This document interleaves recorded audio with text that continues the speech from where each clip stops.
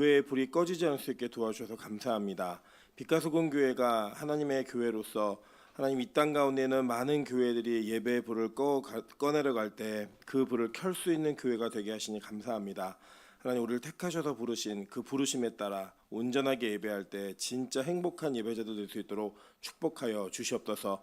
주님이 일하시는 그 영광의 은혜를 맛보길 간절히 소망합니다. 그래야지만 우리가 행복할 수 있기 때문입니다. 하나님 우리에게 그 은혜를 이 예배 가운데 허락하여 주시옵소서. 함께 하실 것을 믿고 간구하며 예수 그리스도 이름으로 기도합니다. 아멘. 네, 하나님 말씀 보도록 하겠습니다. 요한일서 2장 18절부터 29절까지의 말씀입니다. 요한일서 2장 18절부터 29절까지의 말씀, 저와 여러분이 한 절씩 교독하고 마지막 절은 합독하도록 하겠습니다. 교독합니다. 아이들아, 지금은 마지막 때라. 적그리스도가 오리라는 말을 너희가 들은 것과 같이 지금도 많은 적그리스도가 일어났으니 그러므로 우리가 마지막 때인 줄 아노라.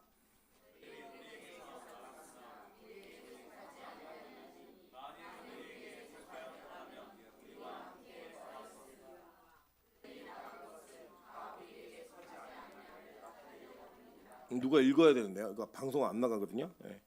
너희는 거룩하신 자에게서 기름 부음을 받고 모든 것을 아느니라. 내가 너희에게 쓰는 것은 너희가 진리를 알지 못하기 때문이 아니라 알기 때문이요 또 모든 거짓은 진리에서 나지 않기 때문이라. 거짓말하는 자가 누구냐? 예수께서 그리스도이심을 부인하는 자가 아니냐? 아버지와 아들을 부인하는 그가 적그리스도니. 아들을 부인하는 자에게는 또한 아버지가 없으되 아들을 시인하는 자에게는 아버지도 있느니라. 너희는 처음부터 들은 것을 너희 안에 거하게 하라. 처음부터 들은 것이 너희 안에 거하면 너희가 아들과 아버지 안에 거하리라.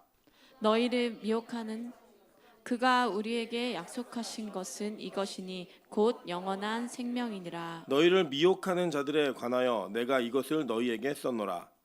너희는 주께 받은 바 기름 부음이 너희 안에 거하나니 아무도 너희를 가르칠 필요가 없고 오직 그의 기름 부음이 모든 것을 너희에게 가르치며 또 참되고 거짓이 없으니 너희를 가르치신 그대로 주 안에 거하라. 자녀들아, 이제 그의 안에 거하라. 이는 주께서 나타나신 바 되면 그가 강림하실 때 우리로 담대함을 얻어 그 앞에서 부끄럽지 않게 하려 함이라.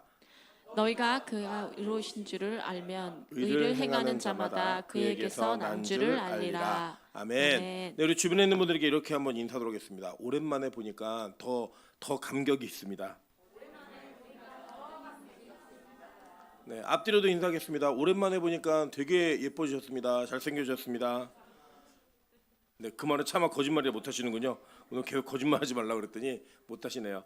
하나님께서 주시는 은혜 속에서 우리 빛가소금 교회가 저녁 예배를 드리는 교회로 이렇게 태어난다라고 하는 게 참 전 기쁨이라고 생각합니다. 지금 한국 교회 예배가 많이 줄어들고 있고 저녁에는 불이 꺼진 교회가 대부분인데 이 빛가소금 교회는 주일날 불을 밝힐 수 있는 교회가 되게 하셔서 너무나 감사하고, 그 은혜 속에서 우리가 계속 나누는 말씀들이 우리의 영적인 성장을 가져올 수 있는 그런 은혜의 말씀이 나눔이 있기를 주님의 이름으로 축원합니다. 네, 제가 이제 어떤 말씀을 함께 나눌까 이제 고민하며 기도하다가 요 근래에 사회 속에 일어나는 정치적 상황들을 보고 그 정치적 상황들과 종교들이 많이 연결돼 있다라는 것이 되게 크게 체감이 되었어요. 그러니까 저는 개인적으로 이제 목사이기 때문에 이단 그러면 이 종교적 영역에서만 그 이단들과의 어떤 전쟁이나 부딪힘이 있다라고 생각을 했었거든요.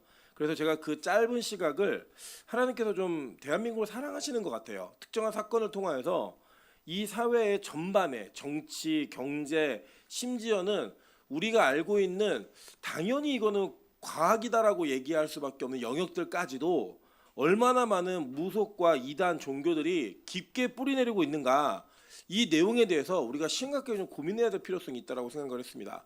저는 그냥 이단들이 있으면 그들과 접하지 않고 때로는 우리 교회가 접하게 될 때 이길 수 있는 신학적 배경만 있으면 되겠다라고 생각을 했는데 그 정도의 수준이 아니라 더 깊은 것들을 봐야 되는 그런 일들이 좀 있지 않을까라는 고민 속에서 오늘 첫 시간으로 우리 2단 시리즈가 쭉 진행될 텐데 첫 시간으로 좀 통일교에 대해서 함께 좀 나누려고 합니다. 뭐 개인적으로는 뭐 이런 얘기 막 하면 여러 가지 공격들이 있을 수 있지만 뭐 빛가소금 교회는 그렇게 막 많은 사람들이 설교를 듣는 교회가 아니기 때문에 제가 잡혀가지 않을 줄 믿고 담대하게 전하도록 하겠습니다. 그래서 뭐 통일교 시작해서 뭐 신천지, 정명석 뭐 이렇게 계속 이렇게 쭉 진행해 가면서 우리가 JMS라든지 뭐 이런 실제 이단들이 네 일부러 그러신 거예요. 일부러. 예. 우리 이 사회 속에 얼마나 많은 뿌리를 내리고 있는지 우리가 친근하게 느끼었던 많은 공동체와 단체들이 얼마나 심각한 이단성의 문제가 있는지를 좀 살펴봐야 된다고 생각합니다. 먼저 통일교 그러면 그냥 문선명이라고 얘기하는 사람에 대한 이름은 아시지만 그 내용이 어떤 내용을 갖고 있는지 어떤 교리를 가지고 있는지 생경하게 느끼실 영역이 참 많이 있습니다. 뭐 간단하게 좀 통일교 설명을 드리면요.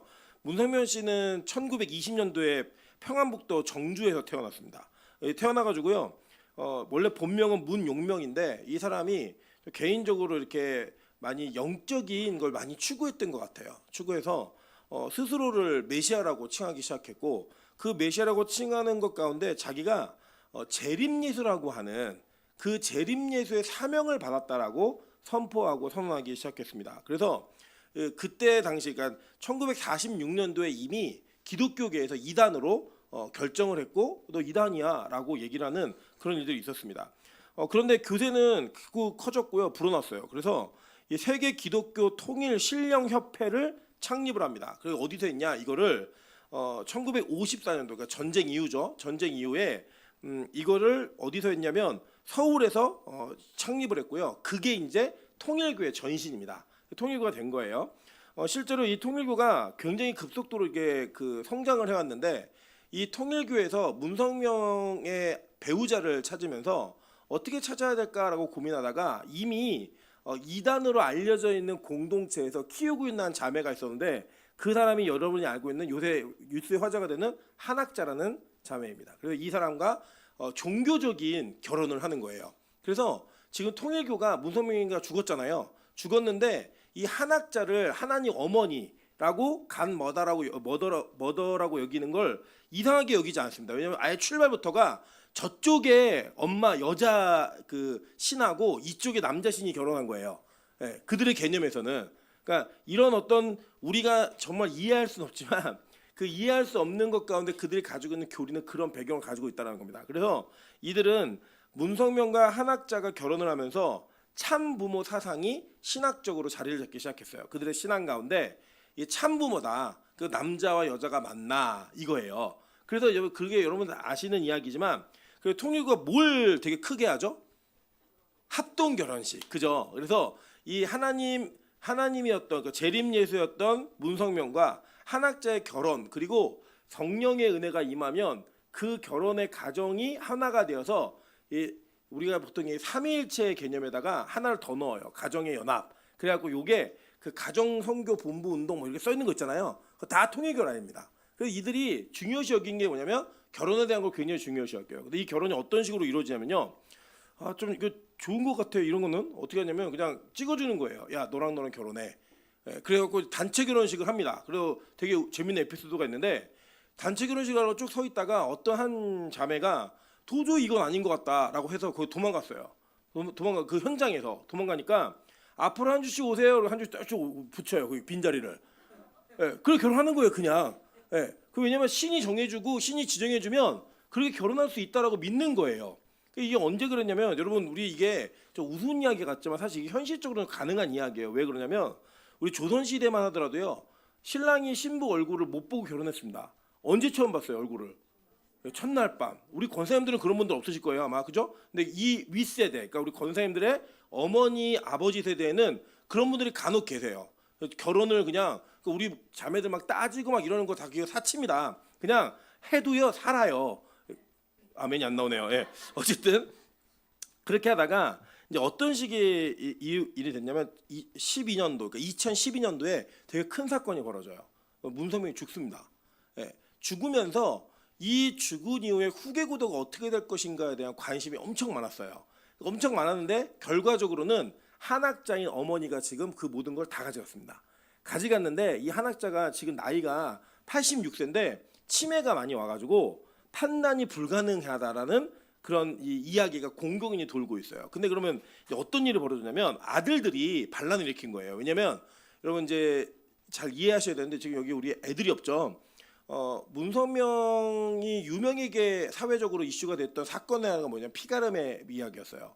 뭐냐면 이제 이 처녀들이 결혼하기 전에 문성명과 잠자리를 가지면 피가 깨끗해진다라고 하는 신학적 사상으로 그 첫날 밤을 남편하고 보내는 게 아니라 이 문선명하고 보내는 일들이 벌어졌습니다. 그래갖고 이 가계 구도가 아버지가 문선명인 건 확실한데 어머니가 동일한가에 대해서는 아직도 그게 정확하지가 않고 굉장히 복잡한 일들이 있고요. 이거는 이제 실제 제가 지인을 통해서 확인한 내용이에요. 그러니까 제 지인의 장인어른이 통일교회 목사님이세요. 아니 저기 장로예요. 통일교회 헌금을 엄청 많이 해가지고 장로인데 실제 그들은 성찬을 할 때 자기의 포도주에다가 문선명의 정액을 타서 포도주를 합니다.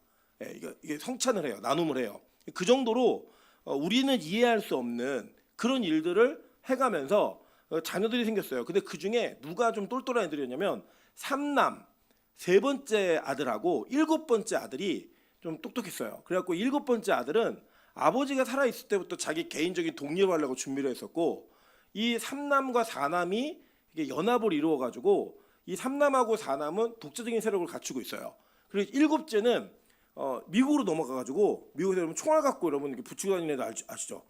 뉴스에 가끔 나와요. 보시면은 그러니까 지금 통일교는 세 지파로 나누어져 있어요.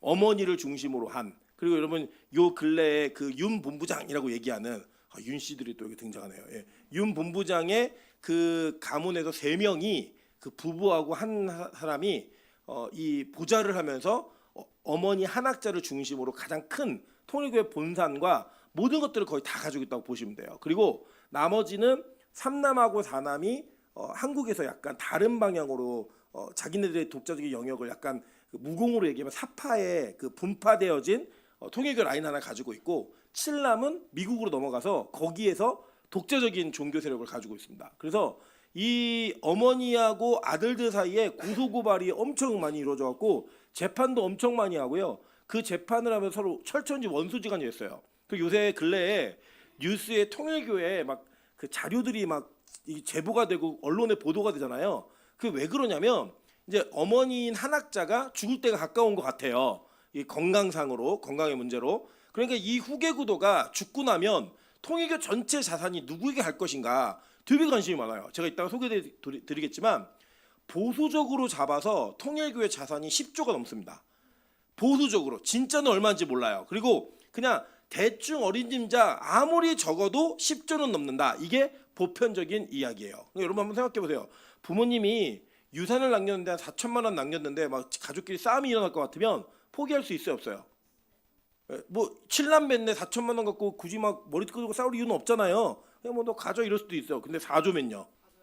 그죠. 그거는 이제 총 들고 싸워야죠. 그러니까 이 전쟁이 어마어마할 거예요. 그래서 통일교 본산에서는 당연히 이건 너네 나간 자식이니까 이건 우리가 가져가야 된다라고 하는 움직임이 있고 또 나간 사람들은 야 그래도 우리가 핏줄인데 이거 핏줄입니다. 얘네는 그 문선명의 핏줄 타고는 게 왜 중요하냐면 이 문선명이가 자기가 재림예수예요. 재림주라고 본인이. 그래서 그 문선명의 핏줄을 타고난 게 우리가 보통 이 북한에서 얘기하는 백두혈통 있죠. 그런 개념의 이미지를 가지고 있는 거예요. 그래서 그 안에 내부적인 갈등은 상당히 심합니다. 그래서 여러분 이 셋째 아들의 이름이 문현진이고 넷째가 문국진이에요. 그리고 일곱째는 누구냐면 일곱째는 문형진이 문형진 그러니까 현진, 국진, 형진 얘네가 이제 나누어진 계파를 가지고 총 3개로 나누어졌다고 그렇게 보시면 됩니다. 근데 이 통일교가요. 왜 요새 언론에 이렇게 이슈가 되고 있는가? 이 문제를 조금 더 우리가 깊이 살펴봐야 되고 이걸 근거로 긴장하셔야 되는 이야기가 있어요. 자, 여러분 아시겠지만 몇 해 전에 아베 총리가 총 맞아 죽었습니다. 기억나시죠? 근데 그게 통일교하고 관련이 있다는 뉴스는 좀 보신 적이 있죠. 그 왜 그런지를 제가 설명을 좀 드릴게요. 이제 이 아베 총리 전 총리의 외할아버지가 이름이 기시 노부스케예요. 기억은 안 하셔도 되겠네요. 외할아버지가 누구하고 손을 잡았냐면 문선명이 1968년도에 자기 반공주의를 내세운 승공 운동을 하면서 이 아베 외할아버지였던 기시 노부스케에게 접근을 합니다. 그리고 자본을 제공하면서 정치적인 후원자가 돼요. 근데 여러분 이제 일본은 우리나라는 달라요. 우리나라는 국회의원직을 세습하진 않잖아요. 그죠? 계속 투표는 하잖아요. 어쨌든 뭐 이쪽은 빨간 거 여기 파란다 얘 있지만 일본은요 젊은이들이 거의 정치에 관심이 없습니다. 이유가 뭐냐면 일본은 거의 이 의원직을 세습합니다.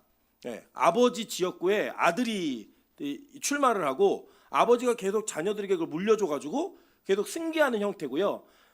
자민련이라고 하는 당 하나 있죠. 그 당이 무조건 제1당이에요. 그 안에 계파가 나누어져 있어요. 그러니까 우리 보면은 교회 안에 뭐 나는 아볼로파다, 개바파 이렇게 있었지만 한교에 있었잖아요. 똑같아요. 자민련 안에서 누구 파를 밀어줄 것인가를 투표하는 게 일본 투표입니다. 일본 선거는. 근데 이 투표자들에게 이 의원들에게 이 통일교에서 굉장히 많은 막대한 자금을 지원해 가면서 이들의 정치적인 영향력을 확장시켰어요. 그래서 이 아베의 아버지도 이 굉장히 통일교와 긴밀한 관계를 가지고 있었다는 겁니다. 자, 그런데 이제 어떤 일이 벌어졌냐면 지금 이 아베를 죽인 남자가 야마가미 테치아예요. 이름이. 근데 이 사람이 왜 아베를 죽였냐면요. 이게 중요한 거예요. 원래 이 사람은요. 굉장히 부자인 집안에서 태어났어요. 태어났는데 어머니가 통일교에 미친 거예요. 그리고 통일교에 빠져가지고 지금 이 사람이 주장하는 건 어머니가 우리나라 돈으로 10억이 넘는 금액을 통일교에다가 갖다 바쳤어요. 그리고 그것 때문에 아버지도 죽고 자녀들이 정말 유복한 가정에서 태어났는데 너무 어려운 삶을 산 거예요. 그래서 자기가 고민해 보니까 이거는 통일교와 손을 잡은 아베 때문에 일어난 일이다 라고 해가지고 죽인 거예요. 이 아베를 총으로 쏴가지고. 그 일이 사회적으로 엄청 그 이슈가 되었습니다. 그럼 이렇게 일본 사람들은 헌금을 많이 하느냐? 실제로 통일교가요 1년에 일본에서 넘어오는 헌금이 7천억에서 8천억 정도가 된답니다. 1년에. 빛과소금교회랑은 비교할 수 없는 금액이 이제 넘어오는 거예요. 근데 왜? 그러니까 제일 많이 헌금하는 나라가 일본이에요.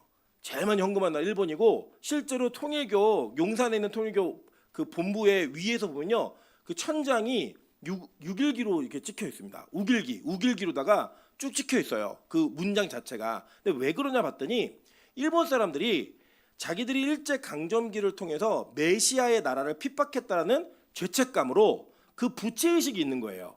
그래서 헌금을 하는데 그냥 헌금을 시키는 게 아니라 어떻게 시키냐면 일본 사람들이 막 이렇게 골동품 도자기 이런 거 막 좋아하잖아요. 그래서 도자기 막 100만 원짜리 1억에 사는 거예요, 그냥. 그리고 그걸 팔았다라고 얘기하니까 이 어머니가 통일교회 갔다가 그렇게 바친 돈이 10억이 넘는 거예요. 그러니까 이 사람은 그것 때문에 열받아서 죽였어요. 그러니까 이게 사회적으로 이게 이슈가 되니까 실제로 그 당시에 그렇게 자민당 내부에서 이거 큰일 났네 이런 사건이 일어났고 내용이 그러니까 스스로 이걸 고백하기 시작했습니다. 그래서 실제 조사해봤더니요 전체 의원이 400명이에요 자민당에. 근데 이 자민당의 179명이 통일교와 관련이 있다라고 자진 신고를 했어요. 되게 많죠, 그죠? 실제로 선거 지원, 행사 참여, 뭐 축전 발송 이런 걸 다 했고요. 후쿠다 다케오라는 전 총리가 자기는 너무나 많은 정치원을 통일교로부터 받았다라는 고백을 하기 시작했고요. 이게 이 일본 사회에 굉장히 그 이슈가 되었습니다. 그래서 기시다 정부 아시죠? 윤석열하고 친했던 기시다 정부의 기시다 총리가 공식적으로 통일교와의 단절을 선언했어요. 그러면서 많은 사람들이 이 통일교 때문에 손해를 봤다라고 하는 통일교 대책협의회에서 소송을 겁니다. 통일교에게. 너희들 불법적으로 피해를 끼치는 그런 종교적 활동을 통해서 우리나라에 피해를 끼쳤다. 해산해라라고 이렇게 재판을 걸었어요. 그래서 그 재판이 2023년도 10월에 이루어졌고 2025년도 3월에 해산 명령에서 고소한 사람들이 이겼습니다. 이기는데 이게 어떤 일인 거면 이기면 이제 우리나라도 삼심제도가 있잖아요. 일본도 똑같이 삼심제도가 있어요. 근데 일본은 좀 달라요. 우리는 삼심이 완전히 이루어져야지만 그 사람에게 형이 확정되는 거잖아요. 근데 일본은 2심이 확정이 되면 무조건 그 확정된 내용대로 집행이 가능해집니다. 일본은. 그런데 이제 1심을 졌잖아요. 근데 2심이 이제 곧 판결이 나와요.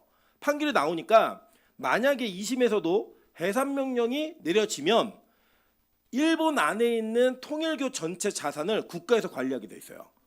통일교는 바빠졌다 안 바빠졌다? 엄청 바빠졌죠. 이 엄청 바빠진 상황에서 통일교는 이 자본을 빨리 해외로 빼돌리고 한국으로 들여오기 위해서 정부에게 의도적으로 접근한 거예요. 그래서 그래서 여러분 뭐 김건희한테 뭐 목걸이를 사줬다, 뭐 가방을 사줬다 막 얘기를 하잖아요. 뭐 건진법사 통해서 이런 보도들이 나오는 이 근원이 뭐냐면 그들이 가지고 있는 그 자산을 어떻게 하면 빼돌릴 수 있을까? 그래서 실제로 CDF라고 하는 그 자금이 있는데 그 자금을 캄보디아에 투자하면서 자기들의 자본을 그쪽으로 돌리려고 목적이 은행을 하려고 그랬대. 은행을. 그래서 거기에다가 은행을 설립하려고 그 돈을 빼돌리는 과정에서 김건희에게 접근해 가지고 정부의 호의적인 결론들을 얻어내기 위해서 노력한 거예요. 그래서 뭐 그 당원 투표할 때 막 가입도 시키고 뭐 했다 이런 얘기가 이유가 무슨 왜 그러지? 이게 그 나름대로의 자기들의 사정이 좀 있었던 겁니다. 그래서 이게 조금씩 드러나기 시작했어요. 통일교가 어떤 역할을 했는지. 실제 저도 이제 공부하면서 깜짝 놀랐던 게 뭐냐면 알고 있었던 거는 세계일보가 통일교 라인의 자본으로 창설되어진 언론입니다. 언론으로 들어가기 시작했어요. 그리고 뭐가 됐냐면 1982년도에 워싱턴 타임즈가 이게 바로 통일교 언론지예요. 미국에서 발간해서 보고 있는 여러분 잘 알고 있는 선문대학교 있죠. 이 선문대학교가 문선명 이게 그거에 따가지고 그 문선 이걸 거꾸로 따가지고 지은 대학이에요. 그래서 거기에서 학교를 보내주고 정치 국제적 정세를 읽히는데 인재를 키워내기 위한 목적으로 거기에다가 학교를 세워서 양육을 하고 있고 거기를 졸업한 통일교 신자는 통일교 라인의 기업에서 일을 할 수 있게 만들어주는 그런 통로를 열어버렸습니다. 그리고 여러분 알고 계시는 학교 중에 청심국제중고등학교가 있어요. 예, 여기가 바로 통일교가 세운 학교입니다. 그래서 실제로 여러분 그 제가 읽어만 드릴게요. 그냥 한번 일화, 일신석재, TCI, 신정개발, JC, 아시아해양, 용평리조트, 세일로 여행사, 평일기획, 통일스포츠, 선원건설, 세계일보, 선학학원 그리고 청심학원 이게 지금 현재가 우리 알고 있는 통일교가 하고 있는 사업들이에요. 이 사업이 엄청나게 들어갑니다. 여러분 이 중에 제일 여러분 익숙하신 회사가 일화죠. 일화. 일화가 뭐 만드는지 아세요? 뭐? 맥콜. 그죠? 맥콜. 또요? 네? 축구 말고 이렇게 만드는 거. 네? 일화가 또 만드는 게 있어요. 사이다 만드는데. 그 천연 사이다. 그 두 개를 만들어요. 근데 여러분 한번 생각해 보시면 천연 사이다하고 맥콜이 잘 팔리는 음료예요? 아니면은 찾기 힘든 음료예요? 찾기 힘든 음료죠. 그러니까 얘네가 이걸 팔아갖고 일하는 기업을 유지하지 못해요. 이 사람들은 그 자기들이 음료를 공급하는 라인을 통해서 유통업을 합니다. 그리고 여러분 그래도 뭐 맥콜 먹지 말아라 막 이런 얘기 하시는데 실제로 그 유통 라인으로 움직이는 물품이 굉장히 상당히 많아요. 그러니까 제가 이게 조사한 건 지금 안 나오는데 마지막 들었던 이야기가 약 30% 정도를 유통 라인을 확보하고 있다래요. 우리나라에. 여러분이 10개의 물건을 사면 그중에 3개는 일화라는 기업의 유통 라인을 통해서 오는 거예요. 그러니까 뭐 그걸 먹느니 안 먹느니 먹으면 믿음이 있느니 없느니 이런 식으로 접근하는 게 저는 그 의미는 없다고 생각합니다. 그 뭐 이거 볼매 운동하자 이런 거 별로 의미 없어요. 근데 중요한 건 이들이 워싱턴 타임즈, 뉴스월드, 세카이 리포, UPI 통신사 이런 것들을 개발하고 또 언론에 진출하면서 자기들에게 호의적이고 정치적인 입지들을 갖추기 위한 언론 플레이들을 지속적으로 해왔다는 겁니다. 여러분 이게 되게 저는 무섭다고 생각한 게 뭐였냐면 이런 거예요. 저는 그냥 통일교 그러면 그 교단이 있는 가평 뭐 그 정도 알고 있었거든요. 그 정도의 개념. 가평 땅이 몇 평이냐면 800만 평입니다. 네, 거기 땅이 800만 평이고요. 전라남도 여수에 300만 평의 통일교 시설이 있어요.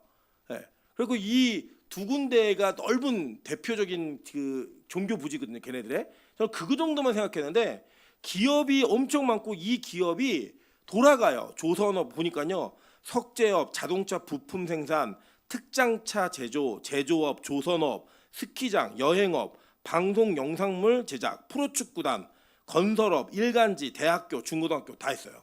예.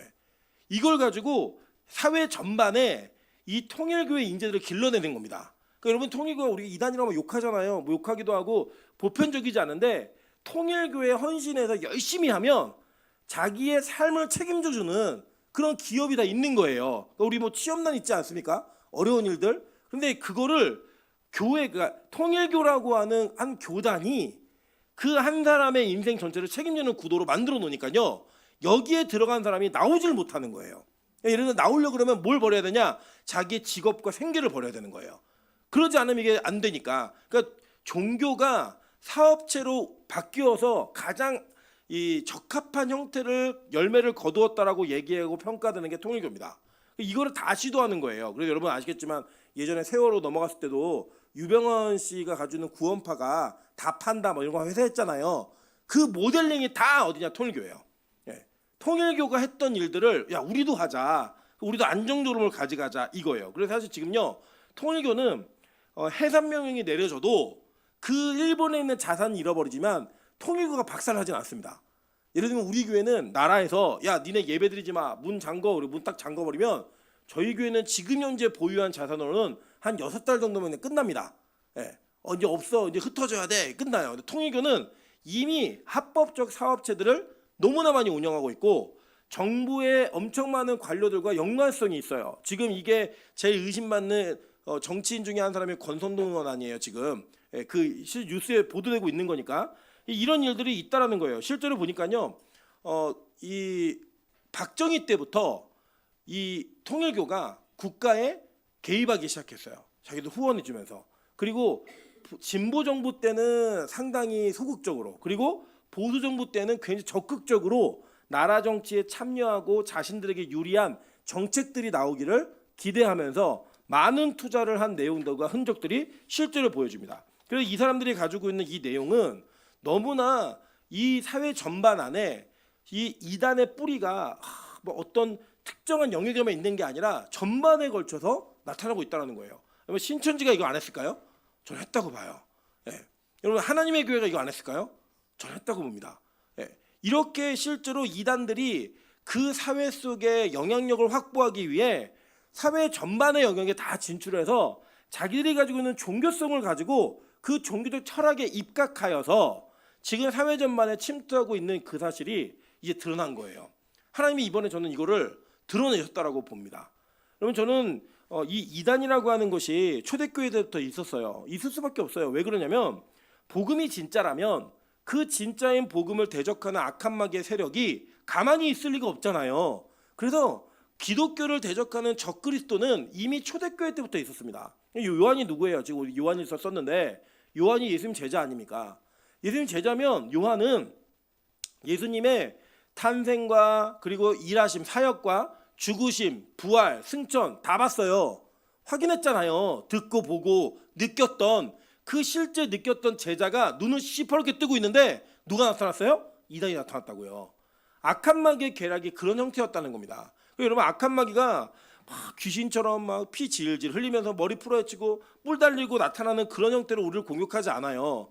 악한 마귀는 우리를 미혹할 만한 거짓의 영으로 진짜 예수 그리스도가 가지고 있었던 그 예수 그리스도의 고유한 사역을 흉내내는 이미테이션으로 온다고요. 그래서 여러분 이단들이 이만희가 내가 신이다라고 얘기 안 해요. 나는 메시아다라고 얘기하고요. 이거 마찬가지예요. 오늘 정명석도 우리 뭐 다다음 주나 배우겠지만 정명석도 얘기하는 게 뭐냐면 내가 메시아다예요. 내가 새로운 신이다가 아니라 성경에 말하고 있는 재림주가 바로 나다라고 얘기하는 거예요. 그 중에 한 사람이 누구였다? 문선명이었다는 거예요. 그런데 이 적그리스도의 힘이 어디에 있느냐? 단지 우리처럼 종교성에만 있는 게 아니라 사회 전반의 영역에 이것이 펼쳐져 있다는 것이 저는 굉장히 큰 긴장감과 함께 우리 교회가 지금 하고 있는 이 일들이 의미가 있겠구나라는 생각이 들었어요. 이게 뭐냐면 이런 거예요. 교회가 너무 순진하지 않았나? 저 이 생각이 있었던 거예요. 왜 저도 순진했고요. 왜냐하면 이게 얘네들이 그냥 예배드리는 종교적 행위로만 기독교를 대적하겠구나라고 생각했는데 막상 뚜껑을 열어보니까 이 뚜껑 안에 나온 이 오물과 같은 모든 내용들이 야, 이 정도네? 라는 생각이 들었던 거예요. 여러분 한번 생각해 보실까요? 여러분 우리가 교회가 기독교적 철학과 정신을 가지고 있는 정치인을 키워내자고 기도한 적이 있어요, 없어요? 없잖아요. 그 교회 장로가 나오면 그 사람이 믿음이 있는지 없는지 진짜 신앙이 있는지 검증하지도 않은 채 직분을 가지고 찍어줬어요. 그런데 한 사람의 다니엘과 같은 정치인이 나오게 해달라고 기도하면서 우리가 아이들을 키워본 적이 없다고요. 여러분 진짜 이 사람들이 사업을 잘한 거 아니에요, 그죠? 잘했잖아요. 사업해가지고 10조 이상에 가는 그 매출이 뭐 그렇게 큰 회사들을 굵직굵직해서 다 가지고 있으니까. 그런데 우리가 기독교인들이 돈을 벌면서 그리스도인의 정신을 가지고 정말 성령의 철학을 가지고 돈을 벌 수 있는 사업가를 길러내자고 기도해 본 적이 있어요, 없어요? 없잖아요. 그냥 내 자신의 유익을 위해서 내가 예수 믿고 기도 열심히 했더니 나 돈 많아졌어. 이건 얘기한 적이 있었지만 기독교 전반의 이 문화 예술의 영역까지 다 포함해서 정말 사명감을 가지고 하나님의 철학을 가지고 내가 성경적인 그 철학을 가지고 이 영역에서 무언가를 이루어내겠다라고 하는 사명적 접근은 사실 교회가 너무 소극적이었어요.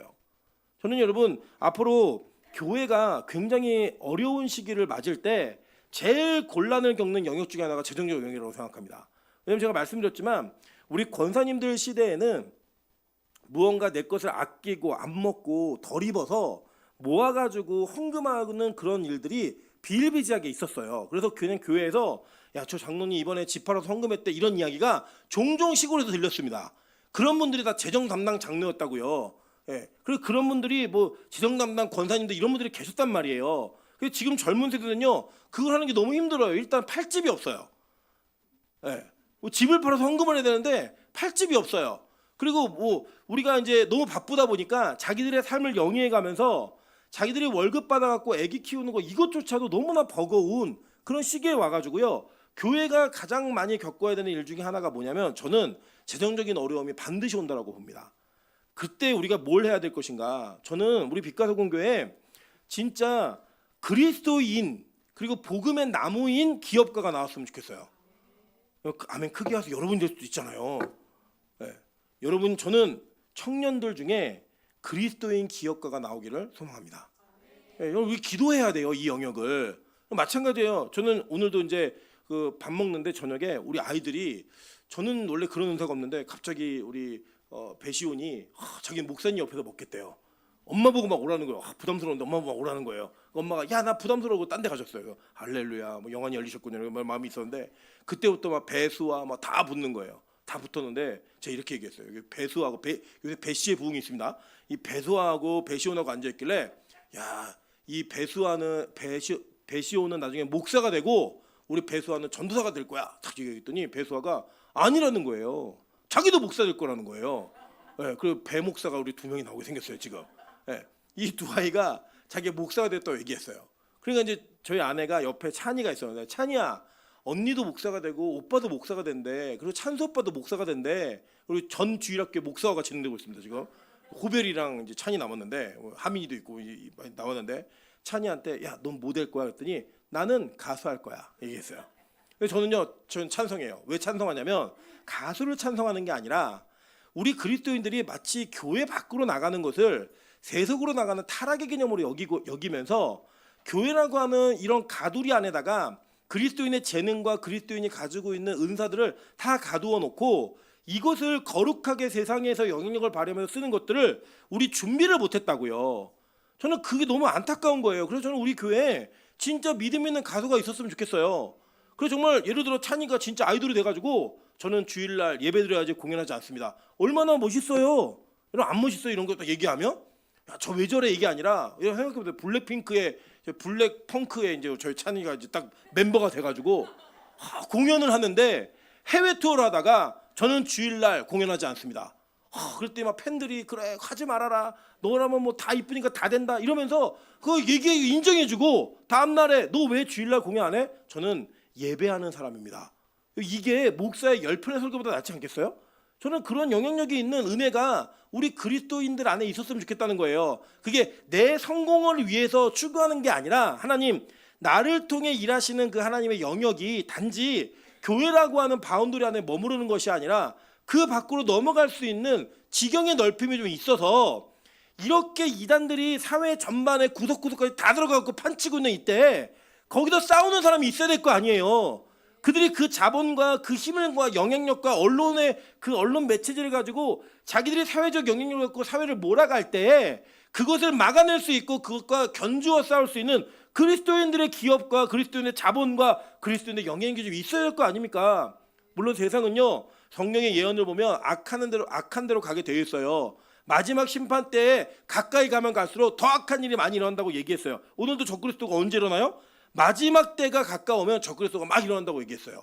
그때 그 적그리스도의 실체를 알릴 수 있는 영향력이 있는 그런 교회와 그리스도인들의 일꾼들이 나와야 될 거 아니에요.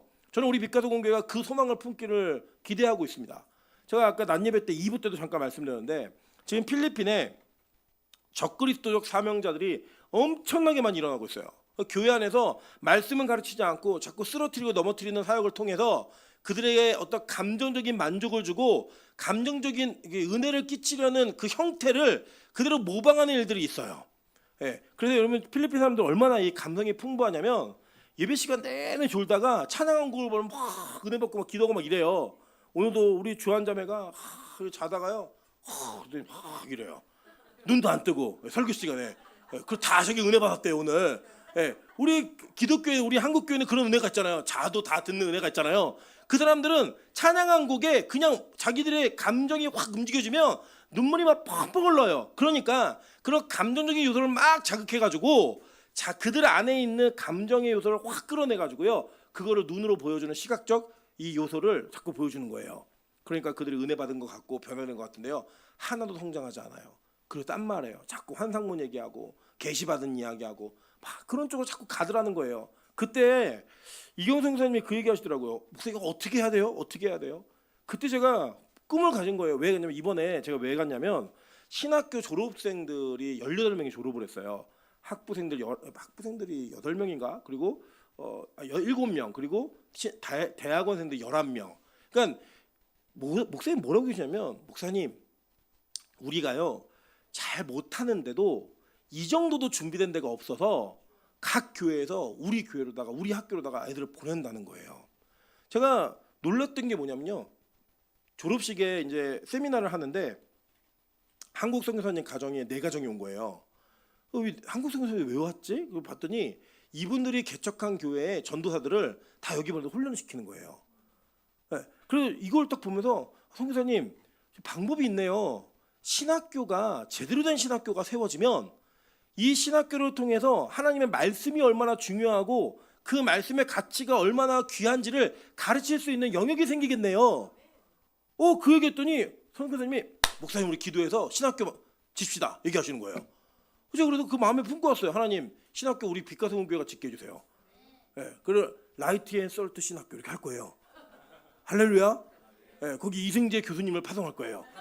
네, 헬라이브를 가르치고 와라. 네. 거기에 공부하게 만들어주는 거죠. 그래서 진짜 하나님의 말씀이 제대로 가르쳐질 수 있는 배경과 그 베이스들을 우리 교회가 할 수 있겠다고 보여지는 거예요. 왜냐? 세상에 이 땅에 있는 교회조차도 세속의 힘을 따라가요. 여러분 신천지가 지금 필리핀에 엄청난 영향을 발휘합니다. 이유가 뭐냐면요. 필리핀의 목사님들이 가난해요. 한 달 월급이 $300예요. 그러니까 뭘 해주냐면 신천지가 필리핀에서 가장 비싼 호텔을 빌려가지고 2박 3일 세미나를 해요. 그러면 필리핀의 복음주의라고 얘기하는 교회들의 리더들 200명, 300명이 신천지 세미나를 들으려고 거기 갑니다. 그리고 끝나고 나면 $300씩 용돈을 준대요. 그냥 거기 2박 3일 재워주고 뷔페 먹여주고 거기서 막 세미나하고 그리고 난 다음에 $300 주니까 이 사람들이 뭐라고 홍보하냐면 신천지가 우리는 이 필리핀의 복음주의의 리더들이 인정한 교단이다. 니네들 여기 와서 배워도 아무 문제 없어. 그래가지고 영향력을 막 늘려간다는 거예요. 이재록도 그랬고 그런 일들이 지금 필리핀 사회에도 엄청 벌어지고 있다는 거예요. 제가 이거를 생각해 보니까 우리나라에서 노골적이진 않지만 이런 일들이 벌어지고 있는 거예요. 계속. 여러분 이게 우리 빛가성교회가 이 말씀을 들으면서 저는 좀 소망을 껴요. 여러분 사실 통일교를 알아가지고 통일교랑 뭐 싸우겠어요. 가가지고 통일교 사람 전대 오겠어요. 그런 거 아니에요. 다만 복음이 아닌 비진리를 가지고 있는 사람들도 그런 열심과 노력을 통해서 자기들이 가지고 있는 영향력을 사회 곳곳에 심으려고 노력하는구나. 이거에 열받으시라고요. 나는 진짜를 가졌는데 그 진짜를 가지고 있는 내가 얼마나 준비가 안 돼 있고 이 싸움을 싸울 생각이 없는지 이거 고민해 보시자는 거예요. 진짜로. 민전사하고 제가 이 얘기했어요. 예배 전에 바로 전에 뭐 했냐면 인터넷에 유튜브나 인터넷에서 자료를 쳤잖아요. 잘 만들어 놓은 건 다 이단이 만들어 놓은 거예요. 진짜예요. 퀄리티가 높은 건 다 이단이 만들어 놓은 거예요. 그리고 진짜 보수 교회들이 개혁주의 뭐 정말 우리는 준비가 잘 되어 있는 신학적으로 그런 교회들이라고 얘기하는 그 자료들을 보면요. 저도 안 보게 생겼어요. 저도. 그런 걸 만들어 놓고요. 교회는 뭐 300억 써놨다 400억 써놨다 이런 걸 자랑하고 앉아있는 한국교회 현실. 교회라고 하는 바운더리 바깥 조금만 나가는 것 같아도 그거 안 돼 하라고 얘기하는 그 말도 안 되는 결백증 같은 말도 안 되는 신앙의 영적 율법주의적 결백증 이런 것들이 저는 하나님의 교회가 무너지고 한국 교회가 망가지는데 너무나 큰 역할을 했다고 보는 거예요. 여러분 진짜 이 공산주의를 때려부수는 게 교회 사명이에요? 그래서 교회라는 이름을 들고 공산주의자들을 박멸하자고 그렇게 광화문이고 어디고 나가가지고 법원 습격하고 이게 신앙적 열심을 갖고 할 일이냐고요. 그게 우리 빛과 소금 교회를 포함한 한국 교회가 공산주의 막으라고 하나님 세워놓으셨어요? 아니잖아요. 우리는 영적으로 죽어가는 영혼들을 건지고 살리라는 영혼 구원의 사명을 부여받은 자들이라고요. 저는 정치 싸움을 해야 되는 교회가 아니라고 생각합니다. 오히려 이런 이단들이 침범에 들어왔고 그들이 이미 선점해 있는 그 영역들을 뚫고 들어갈 수 있는 비전을 품는 게 저는 진짜 교회의 사명자들이 해야 될 일이라고 보는 거예요. 근데 한번 생각해 볼게요. 여러분 통일교 그 사람들은요 자기들의 일생을 책임져 주니까요 목숨 걸고 싸워요. 목숨 걸고 뛴다고요. 여러분 예배 얼마나 열심히 드리세요? 여러분 제가 이제 항상 말씀드린 게 뭐냐면 저는 은혜라고 하는 하나님의 열심이 얼마나 위대한지를 저를 통해서도 봅니다. 그런데 여러분 이 은혜라고 하는 그 하나님의 열심을 그것만 강조하다 보면 어떤 문제가 생기는 줄 아세요? 여러분 여러분의 게으름을 합당화시켜요. 나 하나님이 아직 일하시지 않아. 나는 뭐 아직 감동이 안 돼. 나는 그런 거에 얽매이고 싶지 않아. 난 자유롭게 하고 싶어. 여러분 그런 여러분의 태도와 그런 형태는 여러분 그건 하나님의 은혜가 오지 않았기 때문이 아니라 여러분의 악함의 게으름이 그대로 들어가고 있는 거예요. 이런 말씀이 은혜의 말씀을 들으면 우리가 어떻게 반응하는 게 맞냐면 하나님 사람들은 은혜를 받고 있는데 나는 은혜가 안 돼요. 하나님 저들은 은혜 속에서 예배하고 있는데 나는 억지로 예배를 드리고 있어요. 나를 통해 일해 주세요. 나는 간절함이 우리 안에 있어야지만 그게 진짜 은혜를 사모하는 자의 모습이고 하나님의 부르심이 있는 자들의 모습이라고 얘기하는 거예요. 여러분 저는 우리 빛과 소금 교회가 그런 은혜 가운데 있기를 소망합니다. 자 그러면 이 통일교는 도대체 어떤 그 신학적인 내용을 가지고 있느냐 이게 이거예요. 그들이 가지고 있는 건 뭐냐면 성경 플러스 원리 강론이에요. 자 원리 강론 따라하겠어요. 원리 강론. 자 이거 왜 따라하라고 말씀드리냐면 이런 얘기가 나오면 통일교회 무조건 이 원리 강론의 이야기가 근거는 이제 뭐 자세히 살펴보면 여러분 잘 모르시겠지만 그냥 단순히 말씀드리면 성경이 완전하지 않다는 거예요. 그 성경의 불완전함을 원리 강론으로 채워야지만 완전해진다는 겁니다. 그러니까 우리 개신교는 성경이 완벽한 책이죠. 이게 완벽한 구원의 책이라고요. 믿으십니까? 근데 이 통일교는 이게 완벽하지 않다는 거예요. 그래서 거기에 대한 해설서 내지는 거기에 대한 첨부적인 내용들을 담아놓은 책이 바로 원리 강론이에요. 총 556페이지로 돼 있어요. 그래서 전편은 7장으로 그리고 후편은 6장으로 구분되어 있는데 창조원리, 타락론, 종말론, 구주론, 부활론, 예정론, 기독론이 써 있어요. 그게 뭐예요? 우리가 이름은 들어봤지만 전혀 다른 해석이겠죠. 그리고 후편에는 뭐가 있냐? 복귀 원리와 재림론이 기록되어 있어요. 여러분 여기에서 여러분 잘 알고 있는 주요 교리 중에 하나가 뭐냐면 창조 때 타락이 있었잖아요. 그 타락이 뭐냐면 선악과를 따먹었다. 이게 그러니까 이해하고 드세요, 여러분. 그 따먹었다라는 표현이 우리 보통 일반적으로 세속에서 은어로 쓰일 때 남자가 여자를 성적으로 취했다라는 그런 의미가 있다는 단어잖아요. 그게 그 단어로 해석을 하는 거예요. 그래서 선악과를 따먹은 인간이 악한 마귀에게 유혹을 받아서 그 따먹음이 있었기 때문에 악한 마귀가 아담을 성적으로 취했고 그렇게 하와를 통해서 성적으로 취했고 그렇게 취한 더러운 피를 우리 모두가 다 물려받았다는 거예요. 그래서 문선명하고 같이 잠을 자면 그 깨끗해진다는 거예요. 그게 피가름의 원리예요. 이걸 믿는다고요, 이거를. 이게 지금 실수가 나오시죠. 근데 이거를 영적으로 믿고 그 행위를 하는 거를 어려워하지 않는 게 통일교가 가지고 있는 교리예요. 지금은 이게 사회적으로 하도 문제가 되니까 비밀리에 한다고 얘기해요. 공개적으로 하지 않고 지금 얘기하면 무슨 소리야 이렇게 얘기한다는데 어쨌든 그런 이 피가름의 원리와 피가름의 이야기를 가르쳤고 했던 이 내용들이에요. 그래서 그들은 성경이 말하고 있는 선악과를 따먹은 게 무슨 의미인지 알아? 그러면 그게 무슨 의미인데? 그럼 이렇게 해석을 해준다고요. 그 어디에 써 있다? 원리 강론에 써 있는 거예요. 그래서요 통일교는 예수 그리스도의 십자가를 실패한 구원으로 봅니다. 그래서 그 실패한 구원을 누가 완성하는 거예요? 문성명이가 완성하는 거예요. 그러니까 예수 그리스도는 위대한 선지자는 맞는데 실패한 메시아고 그 실패한 사역을 누가 완성한 거예요? 문성명이 완성했기 때문에 문성명이를 믿어야지만 구원받는다고 얘기하는 거예요. 그게 그들이 가지고 있는 기본적 논리입니다. 그래서요 예수에 대한 신성을 부정해요. 그러니까 예수는 창조의 목적을 완성한 인간일 뿐이지 하나님 아니다예요. 그러니까 성경에 많은 진술들이 있는데 이거는 다 부족한 해석이고 자기들이 쓴 원리강론에 있는 이야기가 이거를 완성했다라고 얘기하는데요. 이들이 말하고 있는 건 그 내용의 근거가 여러분 되게 재밌는 게 뭐냐면 한국의 이단들은 뿌리가 비슷합니다. 뭐냐면 이 원리강론은 김백문이라고 하는 사람의 기독교 근본 원리라고 쓴 책에 그 내용을 그대로 거의 많이 따왔어요. 근데 이 김백문이 또 누가 이 김백문의 책을 듣고 영향을 많이 받았냐면 이만희가 이걸 또 듣고 영향을 많이 받았어요. 김백문은 우리나라 그 이단의 교리의 원조예요, 원조. 카피가 돼서 나오면 다 여기를 거쳐서 막 나오는 거예요. 여러분 이러한 잘못된 교리가 계속 가는 거예요. 그래서 이제 우리는 공개적으로 얘기했으니까 우리 교회에 진짜 저는 이제 개인적으로는 안타까움이 있어요. 어떤 안타까움? 미안한 마음의 안타까움이에요. 우리 유빈 형제하고 용성 형제가 신천지를 다녀왔잖아요.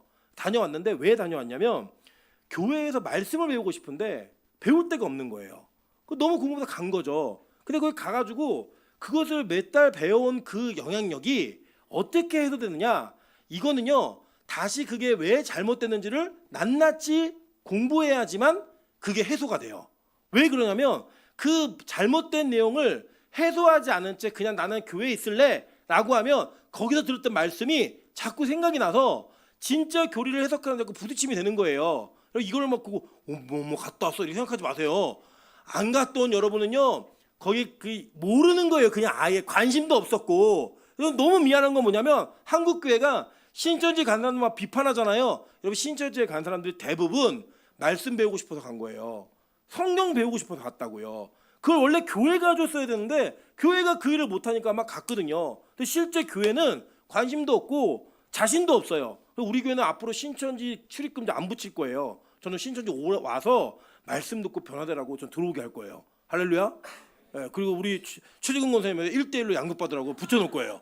권사님이 신천지에 앉혀놓고 막 복음을 가르치고 저 이런 거 막 꿈꾸고 있다고 진짜. 왜 그러냐? 저는 그 정도 자신감이 있어요. 내가 예수 믿는데 너 뭘 믿고 있어? 그 물어보는 질문에 답을 할 수가 있어야 될 거 아니에요. 답을. 저는 이 원리강론이 가지고 있는 그 내용은 성경을 제대로 이해한 사람이면 절대 받아들일 수 없는 거예요. 근데 우리가 성경을 잘 모르니까 거기에 현혹되고 그 믿는 사람들이 잘못된 신념을 가지니까 변하지 않는 마음으로 열심히 그 종교적 행위를 하고 있는 겁니다. 그럼 저는 이 상황을 보면서요 부끄러웠던 게 뭐냐면 이단들 진짜 열심히다. 여러분 여기 사업해 보신 분도 계시고 하시는 분도 계시고 하고 싶은 분도 계실 거예요. 제가요 우리 교회 수익 사업을 준비하면서 안 알아본 게 없어요. 안 알아본 게 진짜 안 알아본 게 없는데요. 그 알아본 것들이 왜 제 마음에 어려움이 있었냐면 제가 이걸 직접 하려면 목회를 안 해야 되겠는 거예요. 그 정도의 열심이 있어야지만 이걸 성공할 수 있겠는 거예요. 근데 그들은 자신들의 종교를 위해서 그걸 해냈다니까요. 잘못된 진리인데도 불구하고 그걸 믿으면서 그걸 해냈어요. 근데 우리는 기도도 열심히 안 해, 예배도 열심히 안 드려. 그렇다고 사회적으로 뭔가 역할을 하기 위해서 노력도 하지 않아. 이 모든 것들이 다 은혜라고 하는 그 단어 하나로 다 결핍되어진 문제를 그대로 안고 가는 거예요. 저는 문제가 있다고 생각해요. 이럴 수 있죠. 제가 열심히 공부를 했는데 열심히 공부하고 난 다음에 받은 성적이 60점이다. 저는 그거 비난할 수 없다고 생각해요. 그는 제 최선이 그거 했는데 하나님이 저에게 주신 한계가 60점이니까 그거 만족하는 거예요 그냥.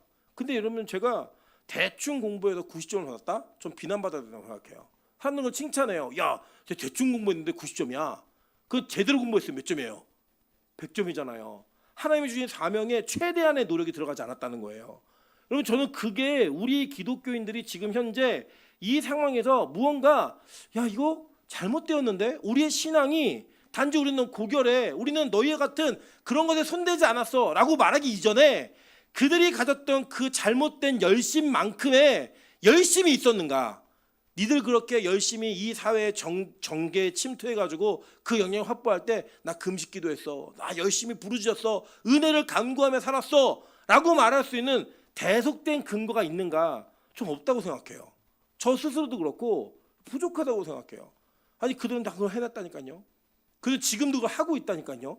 물론 지금은 종교적 색채보다는 기업적 색채를 더 많이 가지고 있는 통일교이지만 비록 그들이 그 잘못된 진리의 확신을 가지고 그 일 가기까지 얼마나 많은 사람이 희생하면서 노력을 했겠어요. 여러분 제가 거꾸로 여쭤볼게요. 여러분 만약에 통일교 지도자와 여러분 1대1로 만나시면 이길 자신 있으세요? 영적으로 신앙적으로 그들이 가진 열심의 문제를 뛰어넘는 은혜가 있으시냐고요. 여러분 예수님이 이 땅에 오셔서 내가 율법을 폐하러 온 줄로 생각하지 마라라고 얘기하는 그 말씀의 끝이 뭔지 아세요? 너희가 바리새인보다 더 큰 의가 있어야 된다고 얘기했어요. 그 의가 뭔지 아세요? 그 의가 예수라는 의인데 그 예수라는 의가 너에게 임하면 저들이 자기의 노력으로 열심히 지키고 있는 그 율법적 의보다 너의 의가 더 뛰어나다고 얘기한 거예요. 뭔 말인지 이해되세요? 율법적 신앙생활 하는 사람보다 진짜 예수의 의가 임해서 은혜라는 것이 임하면 그걸 뛰어넘는 열심이 우리에게 나타난다는 거예요. 그 예수가 우리에게 전한 복음입니다. 그렇다면 진짜 우리는 영적 전투와 전사로서 준비가 되어지고 있는가? 아니면 진짜 나에게 주어진 직분의 체면 때문에 나에게 주어진 가정에서의 역할 때문에 나에게 주어진 신앙적인 그 족쇄 때문에 그거 메꾸기에 급급한 신앙생활을 하고 있지는 않은가? 여러분 그 문제를 접근해 보자는 거예요. 교회 안에서 나 너보다 예배 한 번 더 드렸어, 예배 2번 더 드렸어. 우리 교회가 저기 아니잖아요. 이번에도 어떤 정치인이 자기의 주적이 지금 우리나라 대통령이래요. 이 정신 나간 놈 아니에요? 정신 나간 사람 아니에요? 아무리 상대 당이라 할지라도 우리 전체 나라로 볼 땐 파트너잖아요. 파트너. 그죠? 파트너잖아요. 근데 여러분 이 멍청한 일들을 우리가 교회 안에서 하고 있어요. 교회 안에서. 교회 안에서 시기 질투하는 대상이 옆에 앉은 권사이고 시기 질투하는 대상이 내가 라이벌이라고 느끼는 장로고 여러분 교회들끼리 시기 질투하면서 신고하고 고발하는 게 교회끼리 하고 있는 일 아니에요. 이런 일을 하고 있는 우리가 어떻게 악한 마귀하고 싸워서 이겨요? 적그리스도는 얼마나 교묘하게 사회 전반에 다 들어가 있는데 저는 여러분 이 사실이 여러분에게 나라와 민족을 위해 기도할 수 있는 위기감을 고취하기를 소망합니다. 여러분 저는 빛과소금교회가 진짜 하나님의 나라를 꿈꾸는 교회가 되길 소망하거든요. 근데 그 소망하는 그 과정 속에 우리가 하나님 내 개인의 신앙을 지키는 것에 열심을 다하겠습니다. 물론 그게 최우선이긴 하지만 그 최우선이라고 하는 게 저는 최선이라고 보진 않아요. 최선은 뭐냐? 이 교회가 하나님께서 맡기신 지역과 또 우리가 이 땅에 민족으로 태어난 하나님의 은혜가 있었잖아요. 계획이 있었고 나라 민족을 위해 기도하는 게 필요하다고 생각해요. 그럼 여러분 기도하셔야 됩니다. 지금 이 정치적인 사건들과 이 수사가 어디까지 어떻게 드러날지 좀 모르겠어요. 만약에 우리가 의혹이라고 제기했던 모든 게 다 드러나 버리면 정말 이거 감당할 수 있을까? 걱정이 돼요. 여러분 기독교의 이 김장환, 이영훈, 김사만 이런 분들이 기독교의 존경받는 리더였잖아요. 다 그렇게 되고 싶어 했잖아요. 지금 까보니까 난리가 나게 생겼어요. 난리가. 저 이 현실을 보면서 과연 이거 기독교 감당할 수 있을까? 과연 이걸 수사하는 사람들은 이거를 언론의 세상에 드러내면 세상이 이걸 어떻게 감당하지? 이런 어려움이 있는 거예요. 예전에 우리 교회에 은시 형제가 출연했던 더킹이라는 영화가 있습니다. 아시죠 여러분? 그때 이때 김대중이 될 건지 이회창이 될 건지 그것 때문에 사람들이 막 고민해요. 검사들이 줄타기를 하려고 어디다 타야 되지? 어디다 타야 되지? 그때요 그들이 모여갖고 한 일이 뭔지 아세요? 내가 용한 무당집 알아. 그 무당집에 가가지고요 거기에서 점을 보고 막 복채를 주고 점을 보다가 대중이 그럼 나와요. 그 진짜 김대중이 돼요. 역사적 사건이잖아요. 전 그게 코미디인 줄 알았어요. 그냥 과장인 줄 알았다고요. 그 영화가. 근데 여러분 그 영화가 축소 아니에요? 지금 현실을 보니까 그 영화가 지금 일어나는 일들의 그냥 일부분만을 각색해서 충격받지 않게 보여준 거 아니에요? 여러분 그 현실적인 일이 사건이 그렇잖아요. 이게 단지 어떤 빨간 당의 문제일까요? 저 파란 당에 이런 사람이 없을까요? 여러분 다 드러나잖아요. 지금 파란 당도 잡고 나니까 차명으로 하고 정의롭지 않잖아요. 기대하지 말라고 말씀드렸잖아요. 그런 일들이 사회 전반에 지금 막 퍼지고 있을 때 과연 우리는 뭘 위해 기도해야 될 것인가? 저는 한번 싹 망했으면 좋겠어요. 교회가. 너무 죄송한 표현이지만 싹 망했으면 좋겠어요. 그래서 거품이 다 빠졌으면 좋겠어요. 야, 기독교가 힘 있다고 막 정치인들에게 조언해갖고 조언한 내용대로 되고, 이게 복음이 아니라 진짜 우리가 무엇을 복음으로 여겨야 되는지를 다시 한번 점검해가는 그 걸음들을 걸어야 된다고 저는 생각합니다. 여러분, 교회가 정치와 무관하다고요? 그렇지 않다 생각해요. 여러분, 이사야서에 보면요, 이사야가 예언을 하는데 그 예언에 샘나라고 하는 국내 대신을 질타합니다. 야, 너 네 무덤을 그렇게 화려하게 꾸미고 네가 죽을 준비를 그렇게 멋지게 해놨어? 너 하나님의 공처럼 말아갖고 광야로 차버릴 거야. 그래 얘기해요. 예. 그런 다음에 누굴 얘기하는지 아세요? 엘리야김이라고 하는 그 리더를, 정치적 지도자를 세우겠다라고 예언을 해요. 그게 이사야의 기도로 준비된 거라고요. 저는 우리 빛가서공교회가 우리 주일학교 다음 세대를 위해 기도하는 은혜가 있기를 소망합니다. 하나님, 저는 사실 개인적으로는 우리 찬수, 수와 우리 시온이가 다 목사 되기를 원치는 않습니다. 저는 솔직히 원치는 않아요. 지금도 충분해요. 그냥 두 명, 한두 명만 나오면 될 것 같아요.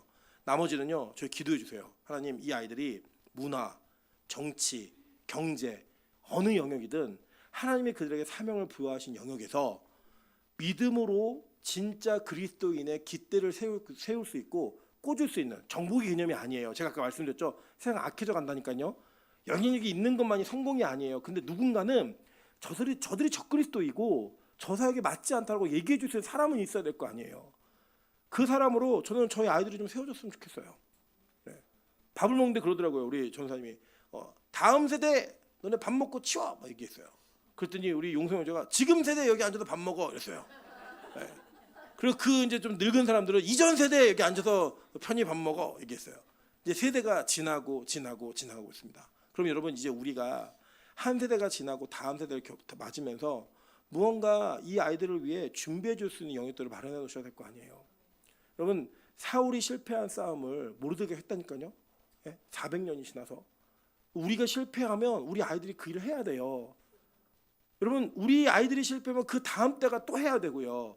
저는 우리 권사님들 이제 조금 사회에서 영향력이 이제는 줄어드는 시기이시잖아요. 이제 뭘 하셔야 될까요? 저는 기도하는 할머니가 되셨으면 좋겠어요. 기도하는 어머니가 되셨으면 좋겠어요. 예배하는 장로님들이 되셨으면 좋겠어요.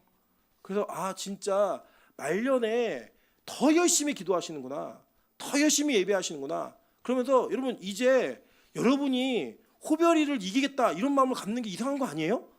그죠? 여러분이 찬이보다 더 예뻐져야겠다, 이게 이상한 거 아니에요?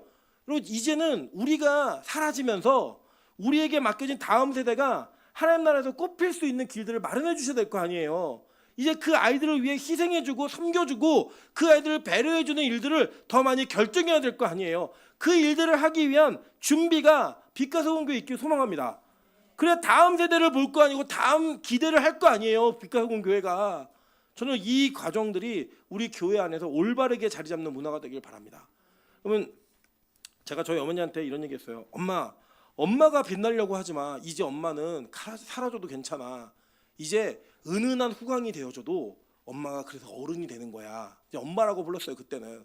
엄마, 이제는 은은한 후광이 되주면 이게 복음을 세워주는 거야. 저는 그게 맞다고 생각해요. 지금도요, 죄송한 표현이지만 이르지 마세요. 갔다가 아직도 노예 가면요, 70 가까운 목사님들이 아직 젊은이들이 못 믿어서 이거 은퇴를 못 하겠대요. 네. 답답해 죽겠어요. 밑에 사람들 빨리 좀 가셨으면 좋겠는데. 네. 그래서 뭐라고 얘기하냐면, 어떤 이게 생각이 있는 나이 많은 목사님이 이렇게 얘기하시더라고요. 나이 드신 목사님들한테 홍삼 이런 거 선물하지 말래요. 네. 빨리 가셔야 되는데 그거 먹고 안 가신대요, 자꾸. 네. 왜 그렇게까지 얘기하시겠어요? 우리 세대가 사라져줘야 다음 세대가 빨리 올라가서 뭘 할 거 아니냐, 이 얘기를 계속 하세요. 지금 우리 교단 목사님들이 꿈에 부풀어 계십니다. 어떤 꿈에 부풀어 계시냐면 이번 총회 때 정년이 연장될 거라는 꿈에 부풀어 계세요. 네. 지금 백석교단이 은퇴를 75세로 늦췄고 개척한 목사인 경우에는 하고 싶으면 죽을 때까지 하게 법을 바꿨어요. 놀라운 일이 뭔지 아세요? 합동교단에 3,000교회가 옮겼습니다. 작년에. 여러분, 이게 상식이라고 생각하세요? 이게 합당하다고 생각하세요? 저는 끔찍해요, 진짜. 여러분, 제가 여기 저보다 어린 우리 성도들에게 부탁드립니다. 제가 노년에 은퇴 안 하려고 길을 쓰면 저 끌어내리세요. 진짜 부탁이에요. 저를 끌어내리세요. 그냥 목사님 이제 그만하시죠. 예. 아 이제 힘드네요. 목사님 좀 그만하세요. 많이 참았습니다 우리가. 대놓고 얘기하세요. 그냥 끌어내세요. 그렇게 해서라도 저는 이 하나님의 교회가 세상의 악한 영들의 힘을 가지고 있는 자들과 싸울 수 있는 다음 세대를 준비시켜야 된다고 보는 거예요. 그래서 여러분 제가 각오했어요. 하나님 빛가서 공교회가 다음 세대를 더 강하게 훈련시킬 수 있게 도와주십시오. 저 우리 이승준 전사 강하게 훈련시킬 거예요. 이승준 전사가 뭐 우리 교회 언제까지 있을지 모르겠지만 잊혀지지 않는 교회가 될게 할 거예요. 우와 이 빛가서 공교회 생각하면 다른 교회 아무것도 아니야. 왜 그런 줄 아세요? 제가 싸웠던 영적 싸움의 사회보다 이승재 전사가 싸울 세계는 더 어려운 세계거든요. 찬수가 목사가 진짜 되겠다고 하면요, 전 진짜 혹독하게 훈련시킬 거예요. 왜냐, 그 아이가 목사가 되었을 때 목해야 되는 사회는 지금 우리가 상상하는 것 이상의 어려움이 있는 시기인데 어떻게 그걸 싸워나가겠어요? 저 진짜 유은사목이 있지만 각오하세요. 다 혹독히 훈련시킬 거예요. 뭐 힘들어요. 그리고 어디 있어요? 예배 드리면서 말씀 연구하고 하나님의 말씀을 붙들고 싸우면서 진짜 넓은 시각으로 리더를 키워내는 그 키워내는 영적 시각을 키워주려고 저 노력 많이 할 거예요. 저는 그렇게 못했지만 기회가 나면 우리 이승용사 회계에 가서 공부도 좀 시키고 넓은 세계도 좀 보게 만들고 혼자서 막 좀 어려운 지역 막 인도 같은 데 가서 막 매도 맞고 돌아오고 사모는 가지 말고 혼자서 갔다가 막 상처 입고 돌아오고 막 이런 것도 보고 막 그런 과정을 통해 어디에 던져 놓아도 복음을 가지고 싸울 수 있는 그 야성이 좀 있는 그런 후대 사역자들이 좀 있었으면 좋겠어요. 다음에 우리 기도할 겁니다. 하나님 내년에 또 우리 사역자를 맞을 계획이 있는데 하나님 그 분이 오시면 이승재 전사와 선한 믿음의 경쟁으로 서로 오지로 막 하겠다. 산지 가서 막 칼 들고 있는 사람들에게 복음 전하고 막 이런 거 오겠다. 무당과의 영적 전투로 승리하고는 간증을 가지고는 이런 일들을 좀 만들어내고 싶어요. 진짜. 그래야 다음 세대 키워낼 거 아니에요. 그래야 다음 세대를 일으켜낼 거 아닙니까? 저는 우리 아이들을 볼 때마다 아까도 우리 아이들을 찬양을 하고 있는데 마음이 뭉클했어요. 야, 너네가 예배드릴 세상은 얼마나 어려운 세상일까? 너네가 예배드릴 세상은 얼마나 참혹한 세상일까? 근데 지금 우리가 이렇게밖에 예배 못 드리는데 우리가 너희들을 받쳐주고 키워줄 수 있을까? 저는 그게 너무 마음이 좀 어려웠어요. 저 우리 민환 교사님하고 우리 이승준 교사님 지난주간 많이 고생했는데 고생이라고 하지 마세요. 더 힘들어야 돼요. 예. 그렇게 해서 더 영적인 군사를 길러낼 수 있으면 더 해도 되죠. 우리 부모님들 여기 계시지만 부모님 저도 아이들을 키우고 있지만 아이들을요 내 품 안에서 가둬서 키우려고 생각하지 마세요. 오늘도 우리 시온이 어머니가 간증하고 가셨어요. 자기가 아이가 어려움이 있는 문제 때문에 그 핸디캡 문제 때문에 너무 힘들어서 오늘 설교를 들으면서 펑펑 울면서 기도하고 있는데 하나님이 자기 마음에 이렇게 말씀하시더래요. 야, 이렇게 기도했대요. 하나님 우리 시온이 한 번만 만져주세요. 이렇게 기도를 했는데 하나님이 야 내가 시온이 안고 있어. 그 얘기하는 순간 다른 눈물이 나오더라고요. 다른 눈물이. 여러분 그렇게 하나님께 손에 던질 수 있는 그런 믿음으로 아이들을 키우세요. 그렇게 아이들을 키울 때 이 아이들이 얼마나 하나님의 손에 크면 멋진 아이들로 크겠어요. 내 수준에서 키우면 내 수준밖에 못 키운다니까요. 하나님의 손에 키우면 하나님의 수준으로 키워지는 거예요. 그렇게 해서 우리 이단들과 싸울 수 있는 이 악한 영적 세력들 적그리스도를 대적할 수 있는 믿음의 일꾼들 길러내야죠. 우리 간사님도 긴장하면서 기도하세요. 하나님 내 설교 한 편을 통해 진짜 믿음으로 적그리스도와 대적할 수 있는 그런 아이들 좀 키워줄 수 있게 도와주십시오. 이번에 너무 감사한 건 찬수만 절을 안 했다는 거 아니에요. 금신상 앞에서 도장 이거 3개 찍어주니까 애들만 절하더래요. 4개 찍어줄게 절하고. 찬수는 끝까지 안 했대요. 너 왜 안 했니? 그렇게 이렇게 얘기했어요. 10계명 배울 때 나 외에 다른 신을 섬기지 말라고 했어. 여러분 저는 그 말이 자랑스럽더라고요.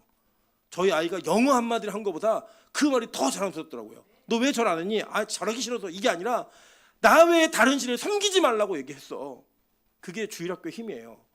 여러분 그래서 여러분의 손녀들, 손자들을 이 복음 안에서 키우세요.